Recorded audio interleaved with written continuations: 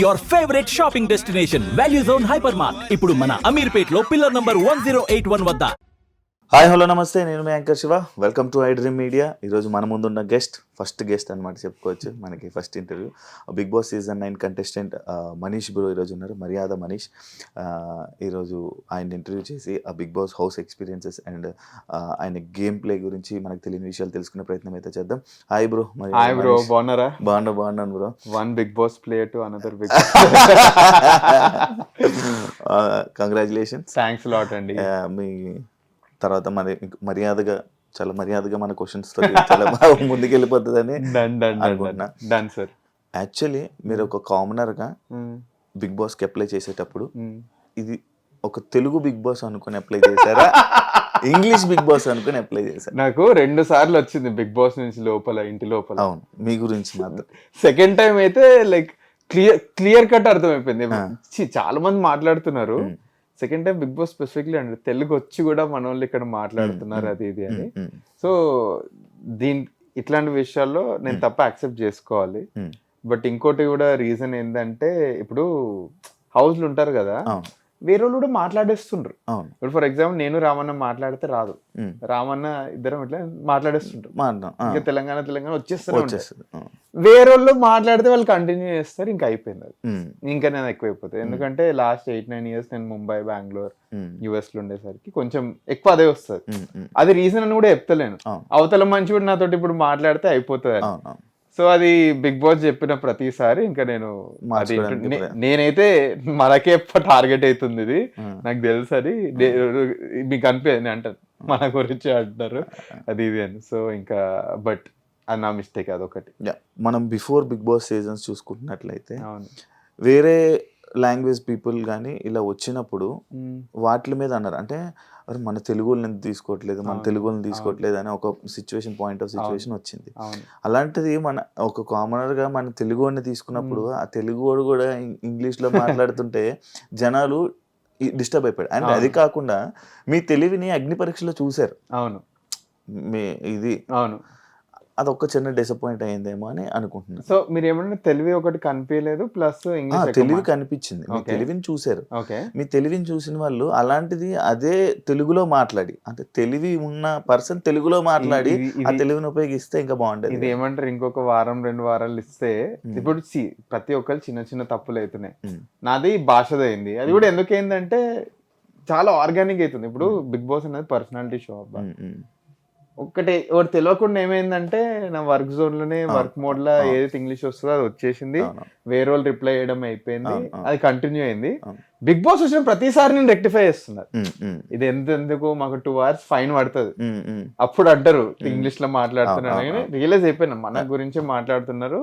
లోపల బ్రేక్ వచ్చినప్పుడు మొత్తం ఇంగ్లీష్ కాన్వర్సేషన్ లేని, మీకు నెట్ఫ్లిక్స్ లో ఏ షోలు ఇష్టం అది ఇది అని అనుకున్నాం, మన గురించి అవుతుంది. సో అట్లాంటిది ఎవరైనా తప్పు చెప్తే నేను రియలైజ్ అయ్యి నేను మార్చుకుంటాను. సో అదైతుంది. బట్ నెక్స్ట్ టైం మళ్ళీ ఎట్లాంటి ఆపర్చునిటీ వస్తే I make sure I cover this. వచ్చిన ఆపర్చునిటీని మీరు తన్నుకున్నారు. తన్నుకోవడం ఇస్ ఎక్స్ట్రీమ్ వర్డ్. తన్నుకోలేదు, చిన్న చిన్న తప్పు. బిగ్ బాస్ అన్నది లైక్ ఒక పర్సనాలిటీ షో అన్నారు. అవునండి. అంటే ఇప్పుడు మీరు సెకండ్ వీక్ ఎలిమినేట్ అయ్యారు కాబట్టి, అంటే మీ పర్సనాలిటీని మీరు జనాల్లో ఫెయిల్ అయ్యారని అంటే యాక్సెప్ట్ చేస్తారా? దీనికి 2 ఉన్నాయండి ఆన్సర్లు. ఫస్ట్ వచ్చి జనాలు ఎట్లా మనల్ని యాక్సెప్ట్ చేస్తారన్నది. సెకండ్ వచ్చేసి ఓట్ బ్యాంక్, కుల్లా మాట్లాడేసుకోవాలి. జనాలు ఎట్లా యాక్సెప్ట్ చేసినా బయట వచ్చిన తర్వాత చూసిన చాలా మిక్స్డ్ ఒపీనియన్స్ వచ్చాయి. కొంతమందికి నచ్చాను, కొంతమందికి నచ్చలేదు.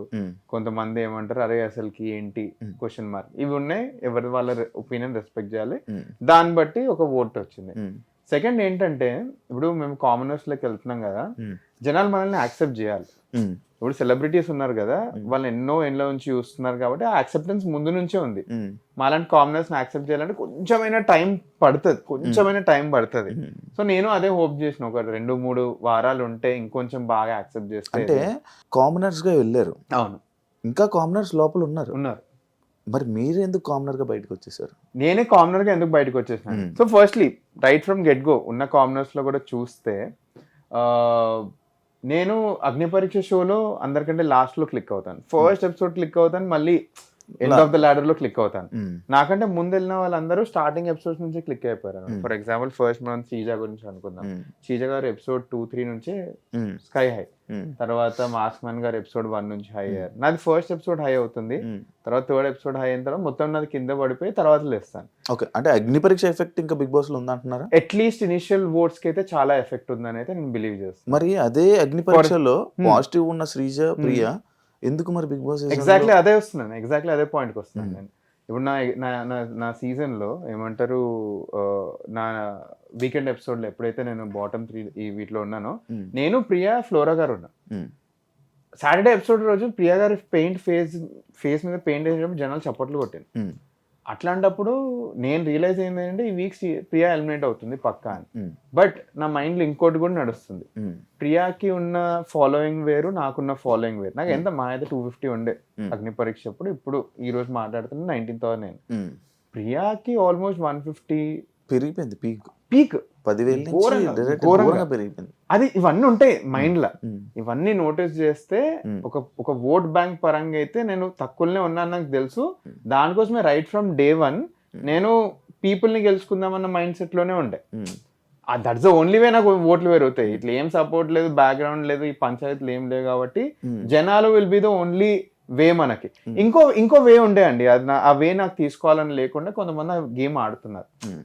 నేను ఒక సెలబ్రిటీ తోటి ఉండి అతన్ని రేడార్ లో ఉండి నేను వాళ్ళ ఓట్ బ్యాంక్ తినేస్తూ ఆడనా, అది కూడా ఉండే.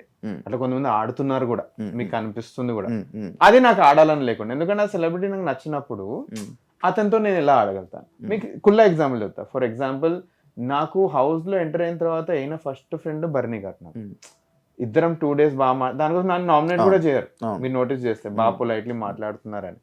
నేను స్మార్ట్ ఉంటే సంజయ్ గారు ఫ్రెండ్ అయిపోయారు, ఇతను ఫ్రెండ్ అయిపోయారు, ఇద్దరి రేడార్ లో ఉండి ఓట్ బ్యాంక్ కొట్టుకుంటే వెళ్ళిపోవచ్చు కదా.